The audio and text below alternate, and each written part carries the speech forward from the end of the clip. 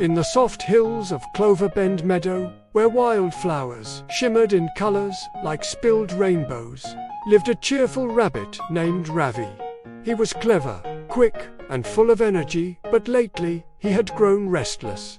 Every morning, Ravi darted through the meadow, nibbling on fresh clover, racing butterflies, and leaping over rocks. He had a cozy burrow, a wide field to play in, and friends who cared for him.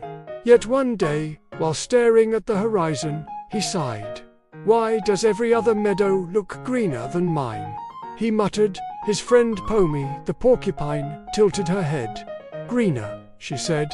"Cloverbend is the brightest meadow I've ever seen." Ravi shrugged. "Maybe to you, I just feel bored. I want to see what's beyond those hills." And before anyone could stop him, he packed a few carrots and hopped away. He crossed rocky paths, splashed through creeks, and entered a new valley filled with tall, golden grass. At last, he said, something different. But as he explored, he noticed the grass was dry and the wind sharp. There was little clover, and the ground cracked under his paws. When night fell, Ravi realized he had no burrow, no warm moss, no gentle breeze singing him to sleep. He curled under a bush, shivering. "Maybe tomorrow will be better," he whispered. Morning brought rain, cold, hard rain. Ravi tried to find shelter, but the only hollow he saw already belonged to a grumpy badger. "Go away," the badger grunted. "No space here." Wet and tired, Ravi missed his soft bed and the way Pomy always shared warm tea at sunrise. He realized, with a droop of his ears, that his own meadow had been perfect in ways he'd never seen. Just then, he heard a crier, tiny field mouse clinging to a flooded leaf. Without thinking, Ravi hopped into the puddle and pulled the mouse to safety. The mouse squeaked, "Thank you. I thought I was lost." Ravi smiled faintly. "You're safe now.